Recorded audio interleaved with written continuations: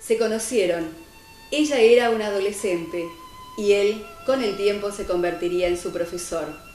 Eran dos personas en búsqueda de nuevas formas de comunicación y creación.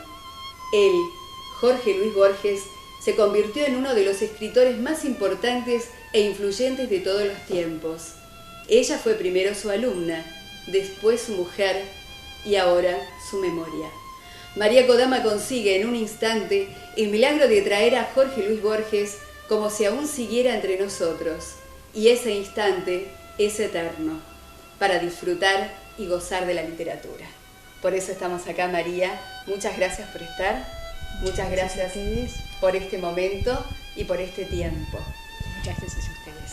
¿Y qué más sino hablar de la vida, de tu vida, junto a Jorge Luis Borges? Nos gustaría saber, para comenzar, ¿cómo era un día en la vida de Jorge Luis Borges? Bueno, era normal, como lo de todas las personas. Digamos, Borges no tenía rutinas, ¿no? Uh-huh. Es decir, no era la persona que se levantaba y escribía sistemáticamente, sino solamente cuando él tenía ganas o voluntad de hacerlo, uh-huh. O como él decía, cuando había soñado algo que podía servirle para escribir algo sobre ese sueño que él había tenido. Uh-huh. Muchos de los cuentos o de los poemas que él compuso nacían de sueños que había tenido. Sí. Sí. Y ahora, por ejemplo, muy gracioso porque como estamos preparando la Bienal de Borges Kafka, hay una anécdota muy divertida, y es que Borges, un día estábamos en Estados Unidos, entonces se despertó y me dijo que me iba a dictar un poema, y me dictó el poema. Entonces, bueno, lo publicó, se hizo reediciones del libro, siguió publicándose, pero nunca corrigió ese poema, cosa que era totalmente imposible de imaginar en Borges, porque para él, digamos, un poema o un cuento era el comienzo de una infinita serie de correcciones, ¿no? Y ese no lo corrigió nunca. Entonces un día, con curiosidad, le pregunté qué pasaba que nunca había hecho la corrección de ese poema, y su respuesta fue divertidísima. El poema lleva un título en alemán que se llama Ein Traum, un sueño. Y me dijo, no, yo no puedo corregir ese poema, justamente sobre Kafka. Me dice, porque ese poema no es mío, me lo dictó Kafka en el sueño. Cuando vuelva a soñar y Kafka me diga que debo corregirlo, él sabrá qué es lo que yo debo corregir. Sí. Entonces es una anécdota así muy divertida, y que bueno, la he contado ahora justamente por esta Bienal de Borges Kafka. Sí, que se está realizando acá en Buenos Aires. Sí, sí, sí. Sabemos que él admiraba poetas como Kipling, como Whitman. ¿Qué otros poetas admiraba? Bueno, muchísimos. El primero o el más admirado era Virgilio, Dante, qué sé yo, muchísimos, ¿no es cierto? Sí. Keats, o sea, en general los poetas que más admiraban eran los poetas ingleses. Ingleses, sí. En realidad esos poetas habían formado parte de su infancia. Eran los poemas que los autores que le leía a su abuela, que era inglesa, Fanny Haslam. Uh-huh. Y bueno, él creció con ese mundo, y si ustedes ven en su biblioteca, digamos que un 80%, 70% de los libros están en inglés. ¿Están en inglés? Sí, sí, están en inglés. Y bueno, él le gustaba mucho, una lengua que le gustaba muchísimo, por la concisión, la precisión que tenía esa lengua. Y justamente creo que una de las innovaciones que Borges logra dentro de la lengua castellana, ¿no es cierto?, que los autores españoles dicen que ellos tuvieron dos grandes cambios, ¿no?, dentro de la literatura, y los dos cambios llegan desde América.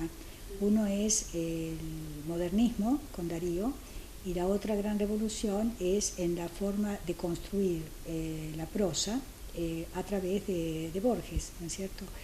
Y yo creo que justamente esa fascinación que él ejerce a través de su prosa, sobre todo, es debida a su formación en la lengua inglesa, porque eso le da a él una concisión que no tenían otras, o que no tienen en general, tienen otra belleza, pero no tienen esa, sí.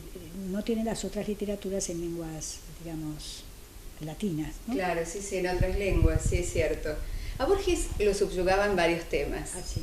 Uno eran los tigres, otro eran los espejos, el reloj de arena, los sueños. Que él escribía, no escribía, sino él, no es escribía, él conversaba contigo antes de escribir o antes de plasmar sus escritos. No, en general él, digamos, tenía una idea y cuando tenía esa idea, bueno, la dictaba, ¿no es cierto? Y después él pedía opiniones sobre palabras o cosas que, cuál es mejor, por qué prefería una u otra, sí. Y después a veces quedaba la que uno le sugería, a veces la cambiaba, a veces después volvía a cambiarla en otra edición, o sea, no tenía una regla así fija, ¿no? Era claro. Como las arenas del desierto. Como, claro, como por ejemplo pasa en el método horaciano, claro. Que Horacio decía, no, primero guardar lo escrito, escribir, guardar lo escrito y después, claro. Porque dice que nosotros íbamos a ser diferentes, ¿no? Frente al texto. Claro. ¿No? Claro, eso, y sí, es exactamente lo que pasa, ¿no? Él que admiraba tanto a los, sí. a los poetas de Virgilio, Horacio. Virgilio, sí, sobre todo Virgilio. Sí, Virgilio de Mantua.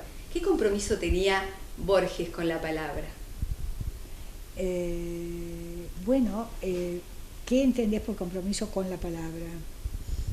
Todo escritor tiene algún compromiso en el sentido de dejar plasmada su obra, un compromiso, no sé, él tenía un compromiso, me imagino, y queremos saber qué compromiso era. Compromiso que quería que los alumnos, personas conociesen su obra.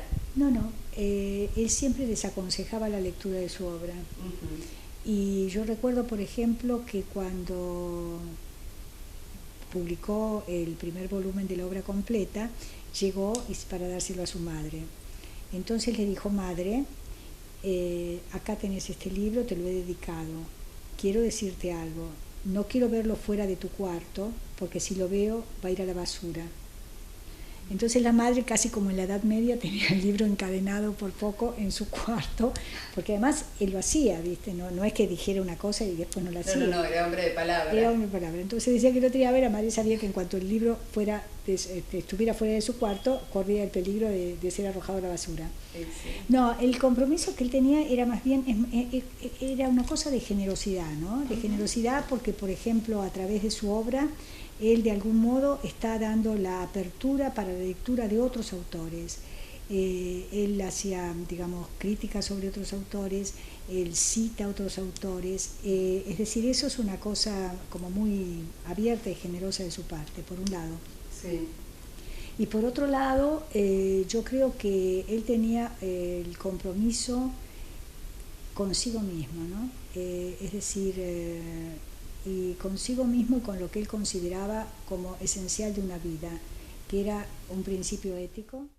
Es realmente maravilloso, ¿no? Es decir, y además sí, yo creo que la importancia que tiene su literatura, la expansión que ha tenido y tiene su literatura, hoy justamente acabo de recibir un libro de un profesor de Marruecos que me envía la traducción al árabe de la obra de Borges, es justamente porque hay algo que la humanidad, aunque a veces desaparezca por periodos, en realidad tiene la necesidad de que eso exista, que es la ética, que es, digamos, ser leales con uno mismo, ¿no? Sí. Que eso es lo fundamental, me parece. Exacto, y tener el compromiso y que el sí, exactamente, y el no.